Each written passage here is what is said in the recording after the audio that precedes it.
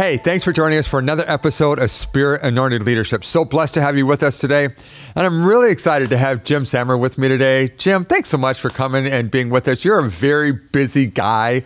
You lead one of the largest churches in West Michigan, and one of the most historic churches around here in Grand Rapids, Calvary Church, and such a great reputation. And again, I'm always so blessed whenever I'm in your presence. One of the most humble guys, PhD from Oxford. You are incredibly smart, but yet you wear it with such incredible wisdom. And I just love every opportunity. And you're one of our very favorite speakers of all time at 41 Hours at our retreat that we do for pastors and their mates every year. So we got to have you back because you've been, so loved at that event. But I want to, some of our folks haven't had the privilege of hearing you and they haven't heard your story. And sure.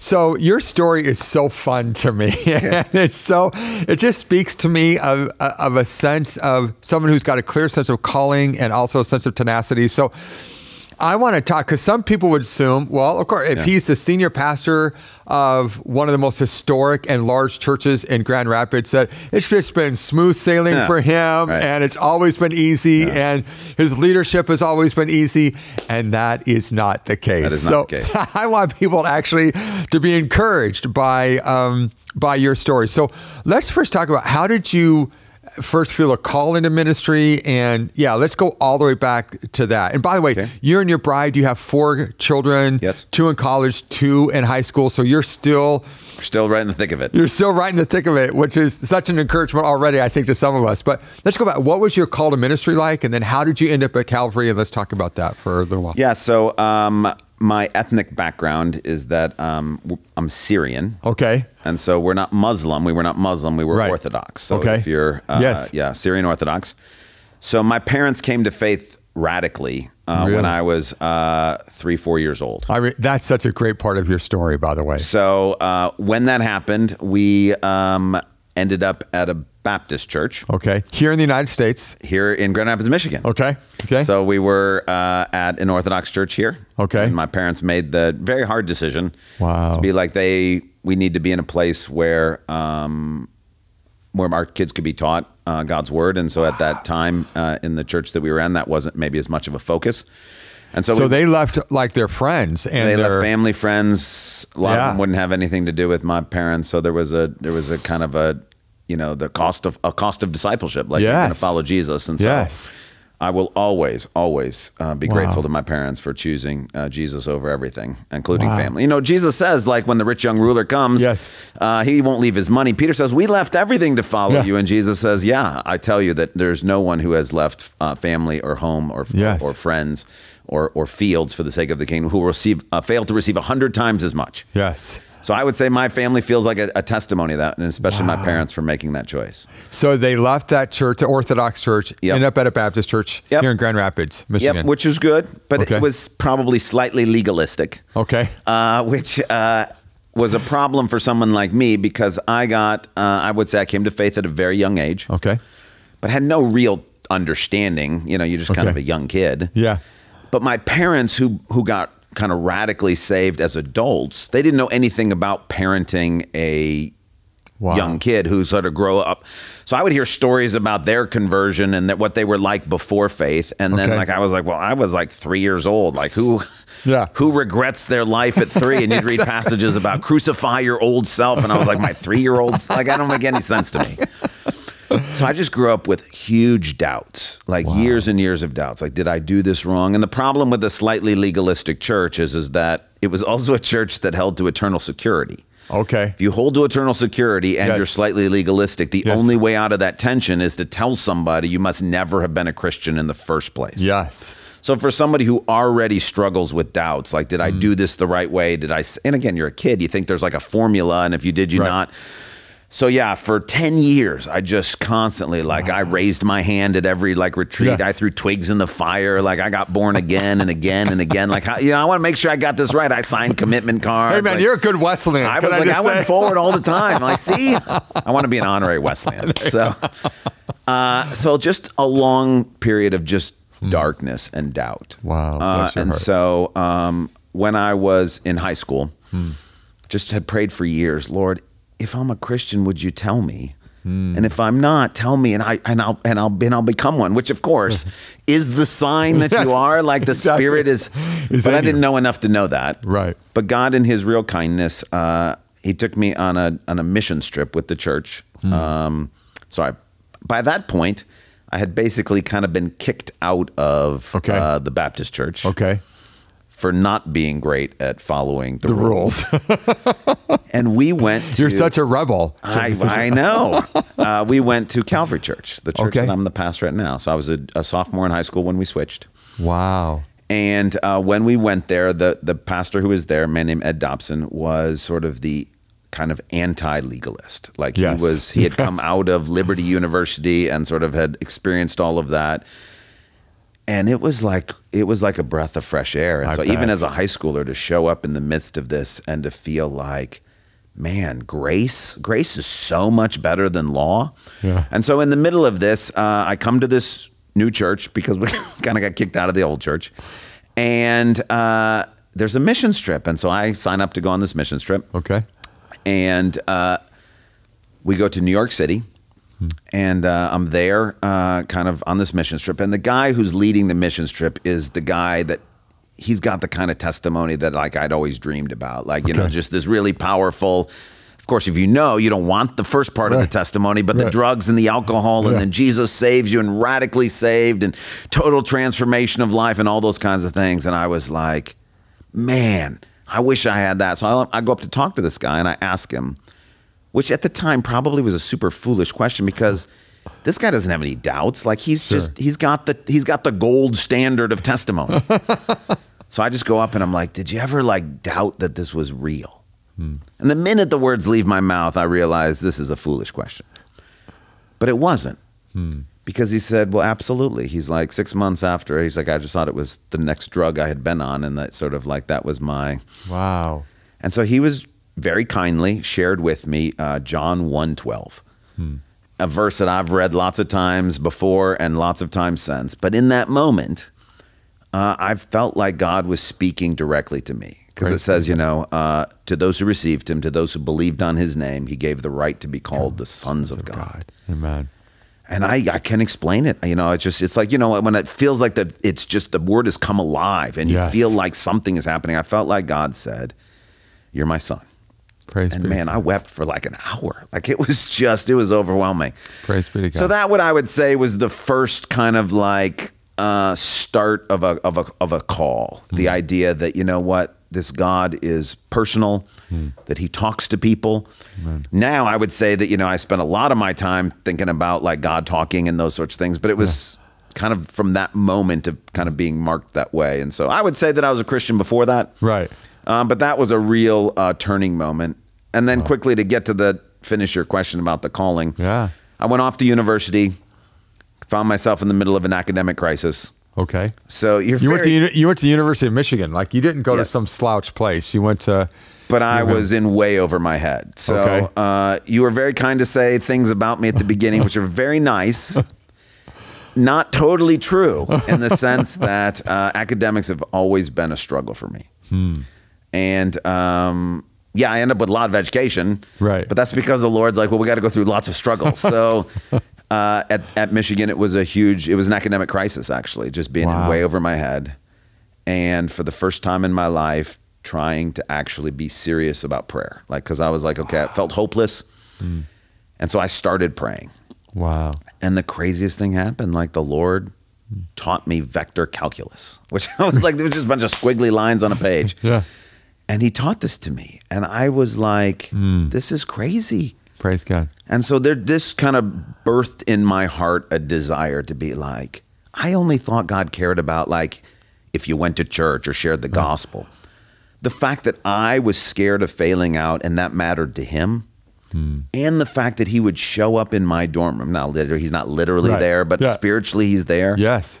And that he would take the time to teach me calculus. This was life-changing. And I was like, I want to tell people about this God because I had these long years of this legalistic view, which was you better not mess up and you better confess your sins. I was like, man, but a God who loved you, a God who cared about the stuff you cared about. I mean, I look back now and I'm like, yeah, what's the big deal? So you fail a class. Like that. Sure. But But then at that time, I Right. felt like everything. And for the fact that he cared, you know, cast your cares on him because he cares for you. Amen. So that started a long journey. And I would say from that moment as a freshman in college until I ended up sort of ordained or in ministry, it was 14 years. So a long process. Okay. Some more education, a lot more training from the Lord. But yeah, that was kind of my initial call and journey towards ministry. That is so cool. So you started attending Calvary as a 14-year-old. Yep. You end up going to college. You end up feeling this sense of calling over that whole period of education, all that. But then you ended up going back on staff. I mean, you went on staff at the church that you grew up in. Yeah. How did that come about? What did that? Well, as only God can, I stayed connected with the church kind of through college. Okay. And then I went off to seminary. Okay. You went to Dallas Theological Seminary. I went to Dallas Seminary. So I moved to Dallas. And so I think I stayed. My parents still went to the church. And so I still had some connection to it. But along the way, the pastor of the church who I had, again, because he was just a great guy. And so some of the things I'd learned in kind of a legalistic setting was that, like, you know, sports are bad and evil. And so I was a soccer player in high school. Okay. And lo and behold, the senior pastor of the church shows up at one of my soccer games. Oh, wow. And he was a soccer player too. So yeah, this was like, when I say a breath of fresh air, I'm like, this was like, so he was great. And so I got more connected with him and stayed connected with him. And so he was really interested in people going into ministry. Okay. And so when I went off to seminary, he's like, hey, maybe you could come do an internship here or something like that. And I'm like, all right. Okay. So I kind of forgot about it. But along the way, when I graduated from seminary, I thought, you know, it'd be good to have a little more training, like actual practical training. And seminary was fine. It was good. Sure. But you know, Chris, that's not really They don't teach you how to actually do a board meeting. That's exactly right. They don't teach you how to actually do the stuff that you have to do week in and week out. Yeah. They just don't. So Ed calls up and he's like, hey, he was pretty influential at the church. He was a good senior pastor. He was like, I don't really think that there are words to describe how popular he was here in Grand Rapids. And the Spirit moved in powerful ways. Yes. And so he basically was like, hey, look, I'm going to ask them to, you know, I'm going to ask them to hire you and they'll do it, basically. Okay. And not just because he said so. The church was committed to, hey, look, how do we raise up younger people for ministry? And so I was like, okay. So he calls up at one point, I think it's like February, and he's like, hey, we're going to hire you, you know, in May or when I would graduate, but we need to actually do an interview. Like, we have to do this officially. So he's like, well, tell you what we'll do. And at that point, the church had a Saturday evening service that he had started, which was a kind of a seeker-sensitive service, like bring your non-Christian friends. And Chris, you may remember, back in the late 80s and early 90s, I mean, nobody wore jeans to church. It was all dressed up stuff. And so Calvary was not going to go for any of that super informal stuff. So Ed was like, well, we'll just do it on Saturday night. And so they kind of started the Saturday night service, you know, contemporary music, listen to a more contemporary talk. Very cool, super cool. And so he's like, well, have you come preach it Saturday night? Because the idea is that I would come, and a guy named Rob Bell had been doing Saturday night. And then there a guy named Marvin Williams. And so like they were both had gone and done church plants. And they're like, oh, well, we need somebody else to do this. You come and do that. I was like, okay. And the reason I'm hesitant is because, like, this was an uber cool service. And there had never been anything about me that was cool. Like, I had met Rob multiple times, and he was definitely Mr. the Cool essence guy. of cool. Yeah. And I knew cool kids. I knew cool kids in my school. I was like, that is not me. I don't dress cool. I don't think cool. I don't act cool. Like, nothing. So I was like, okay, well, I'm like, but it's Bible. Like, I mean, Jesus is cool, isn't he? So Ed's like, well, you come and you just preach, and then we'll interview you, and it's a done deal, and then you start in May. And I was like, okay. So one thing about Ed was he was super great at, he could give a sermon. Like, if you just asked him, he's passed. So if you'd asked him, just give a sermon on this subject, or he would just start preaching, and it would be like beautiful, and you're like, wow, that is not me at all. So he wasn't strong administratively on the sort of organizational side. So we got this date that I'm coming. We've got plane tickets and all this stuff. but I don't know what I'm preaching on. Okay. So finally, so the week, I'm going to preach that Saturday. Okay.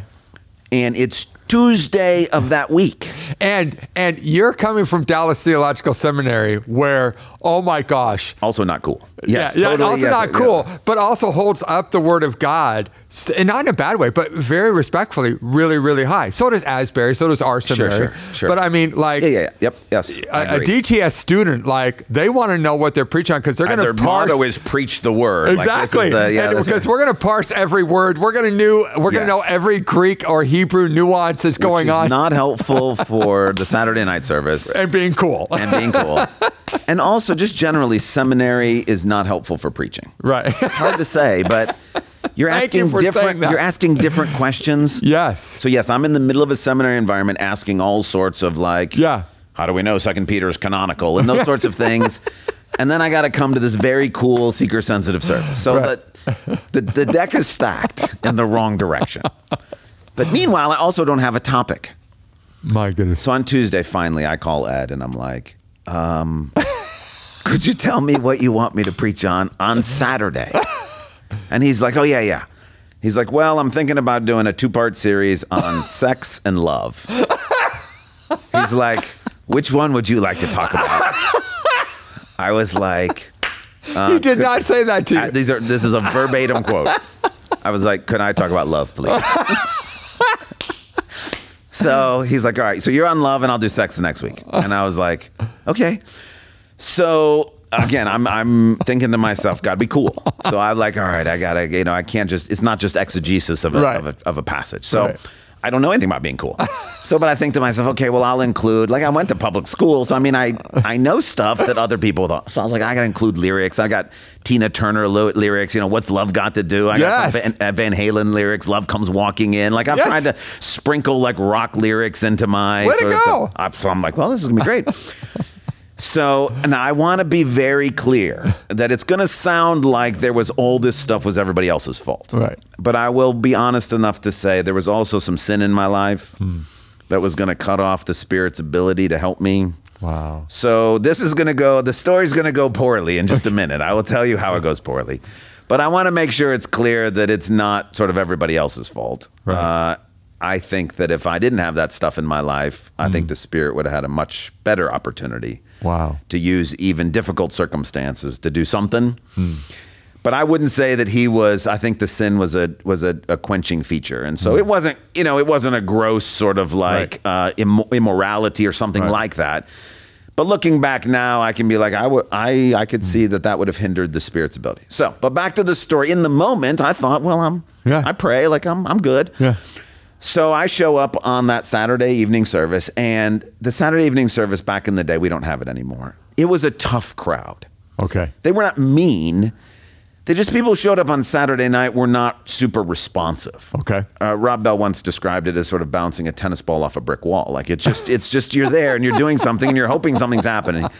Plus it's kind of dark. It was dark and the lights were on you and you're kind of sitting on a stool so as to not be too. And I move and I'm loud, and so none of this was helpful for me.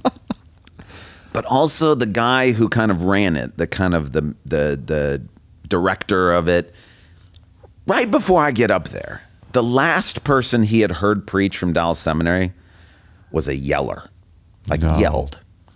So he thinks that was kind of how we were all trained to preach. So he comes up to me, he's like, before you get up there, I got to just tell you one thing. Be super low key. Oh, so I'm like, okay, low key and cool. Low key and cool. So I walk up and I try to be, now, I know now, never tell somebody in a large space to be low key. No. So I try to be low key and cool, and I'm giving this, and it feels like it's going badly. But I'm remembering, tennis ball off a brick wall, like maybe this is how it's supposed to go.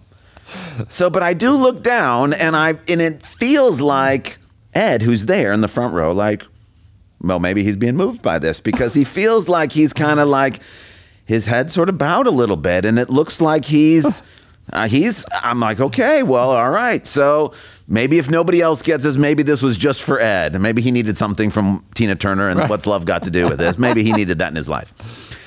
So, okay, well, I finish. And so Ed's like, okay, well, it's Saturday night. He has to preach the next morning, Sunday. Right. So he's like, let's not talk now. He's like, come see me after the service on Sunday and we'll talk. I was like, okay. So my wife and I, we go to service the next morning. It's great. It's a good sermon. I don't remember what it was, but it's a very good sermon. And so we go to his office, and he sitting across the desk, the office that I have now. He's sitting across the desk from me. And this is Ed Stinkin' Dobson, who is known all over the place. Great preacher. So my wife is there, and she can attest to this. I sometimes, when I tell stories, I slightly veer towards hyperbole because I like that. But this is verbatim what happened.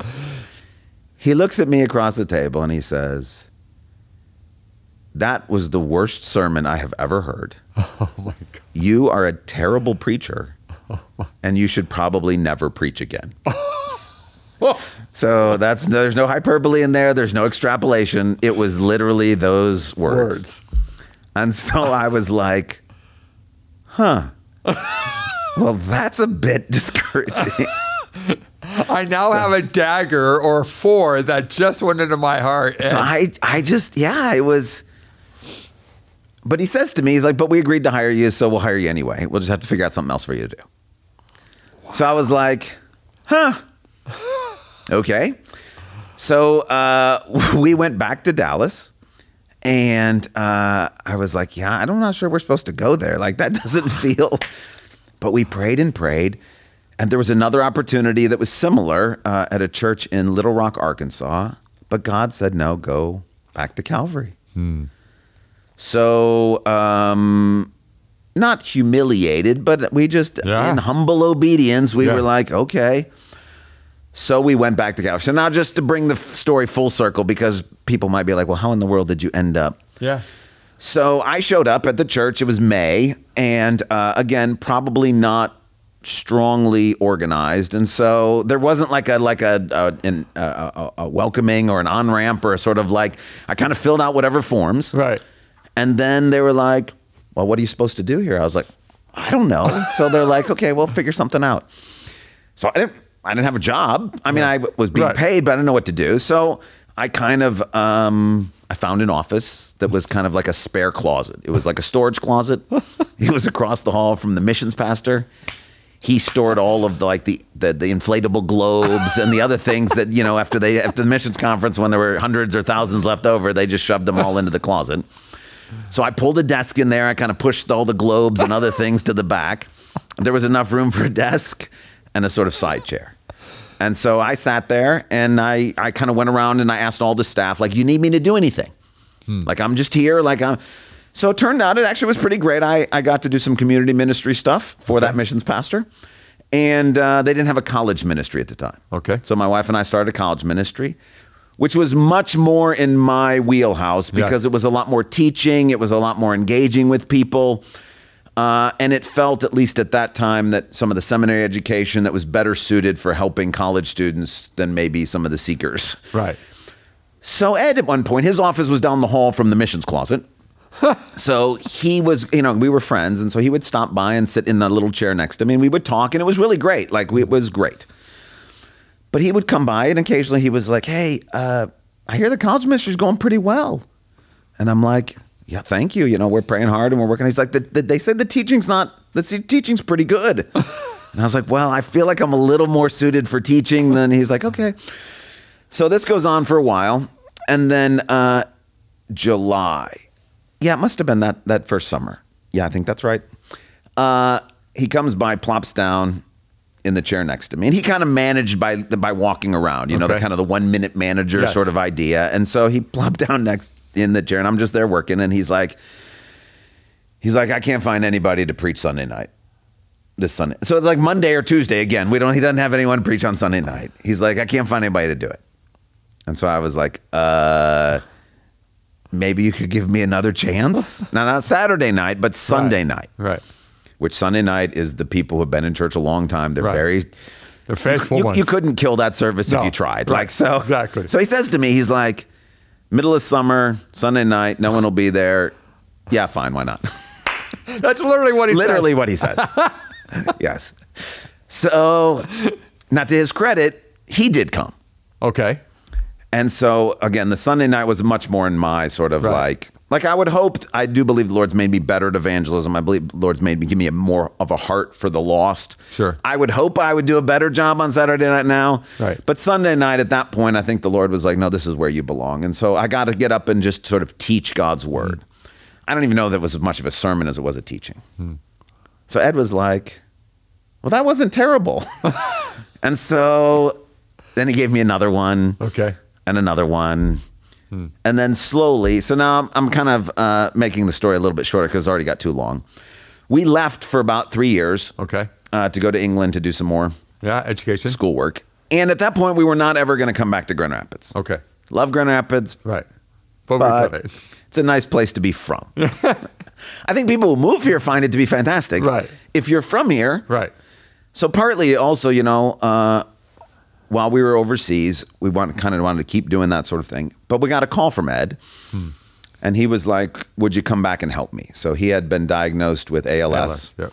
And so he was, you know, it was stressful, and he wanted some help. And by that point, he's like, you know, you might be helpful. So we really prayed about it. And at that point, my dad had dementia. He's since passed. And Ed had ALS. He's since passed. And it was this weird kind of mirror image of each other. Like dementia, like your body works, but your mind is not. And in ALS, your mind is working, but your body is not. But the Lord sort of used this weird parallel thing and the honor your father and mother to sort of say, hey, look, I'd like you to go back to Grand Rapids for... And the deal was come for just a few years. Okay. And Ed was very specific. Okay. If you want to be the senior pastor, don't come here. Because this is not, you're not taking this job. And I was like, I don't want to be a senior pastor. Like that is the last thing I want to do. So we decided that, okay, well, we would come. And I remember thinking, man, Jesus, like you're the one who said a prophet's not without honor. Right. Except in his hometown. Right. And I remember him saying to me, again, I'm, you know, kind of, he's like, but I did go to Nazareth, didn't I? And I was like, all right, fair enough. And so I felt like he said, look, do you not think I'll take care of you? Wow. So we made arrangements to move to Grand Rapids. We moved here, I think, in April. We went to, Ed was like, let's go to lunch. So we moved back on a Monday. We went to lunch with him on Tuesday. And he said, I'm resigning on Sunday. And I thought I should tell you first. Wow. What? Wow. So that Sunday he resigned and announced to the congregation. And at that point, the church had they had a satellite campus. They were doing something, and 3 morning services, and somehow they had made the decision to do a 4th live service, not video, but live. So they had a lot of services and needed to have someone to preach at. Yeah. So he left. He retired. He was still kind of around during the summer, but not tons. Yeah. And so the elders were like, we need someone to preach. And so it's you. So I started doing this. And so and then about 10 months later, the search committee decided that God wanted them to hire me for this job. So it was my first job. So kind of when I started, I'd never done a wedding, never done a funeral, never baptized anybody, never managed anybody like on staff, never preached twice in a row before on a Sunday morning, never done a sermon series, never asked for guest preachers. But the Lord's been incredibly faithful. So that was 18 years ago, 19 years ago. Well, sorry, that was a long story. No, but I love it. And and here's why I love it is because we are all going to have those times in our lives when we get that gut punch. Yeah. When someone that we respect and we love, like I had when Ed said to you, you should never preach. You should probably think about never preaching again. Yeah. It's the worst message I've ever heard. I had a big mentor in my life literally call me an a-hole, and did the kind of thing, you know, whatever. And you get those gut punches, and it's almost as if the Holy Spirit will allow that every once in a while to say, are you in this for me? That's right. Because if you're in it for yourself, get out now. Totally. Right? But if you're in it for me and you know that I've called you, then trust me. Yeah. And I just think it's so cool that, again, out of your humility and out of your simple obedience, God took you from a sophomore in high school who starts attending Calvary to now being, of course, the senior pastor of Calvary. for 18 years. And that church has continued to thrive and has done incredible things in this community. And if I can just go to the deep end of the pool and then we'll end our conversation. But, Rob ended up launching out and, starts this church and takes a bunch of people ultimately with him, and yet has his own whole situation that he goes through. And yet you guys have just remained faithful and true to who God's wanted you guys to be. And it's been a beautiful thing to watch. Thanks, as someone who doesn't attend Calvary. Obviously, I don't get the privilege of doing that. But someone who watched the Christian community in this area, it just shows me what happens if people will be faithful and true to who God has called them to be. Amen.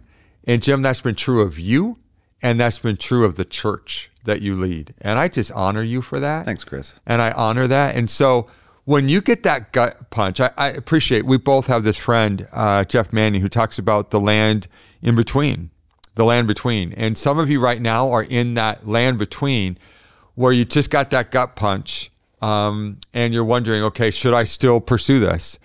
And I think what Jim and I would say to you is keep pressing in Absolutely. To the Holy Spirit, because he's the one that will direct your steps. And he's the one that will guide you and direct you into everything that he has for you. And here's the deal. God can open doors that only God can open. Amen. Don't look for man to open doors. Only go through the doors that only God can open. And he can do it. If you're faithful to him, he can do immeasurably more. If we try and strive and get there, we're never going to get there. But if we'll trust him, he can do amazing things. So here's the deal. Would you do me a favor and subscribe? Send this to someone who you think is discouraged right now in ministry and just needs to hear that being faithful is worth it. Being faithful is worth it. Send it to someone, please. They need to hear it. They need to hear Jim's story. Just like we needed to hear it. Just like I needed to be reminded of it. Follow us. Let's go be Spirit Anointed leaders who do two things. Number one, who are faithful. I love Paul's words. I was not unfaithful to the heavenly calling, the heavenly vision. Let's go be faithful to what God has called us to do. And then number two, let's be people that inspire others to be that exact same way. To be faithful to the vision that God has called them to. Thanks so much. Have an awesome day.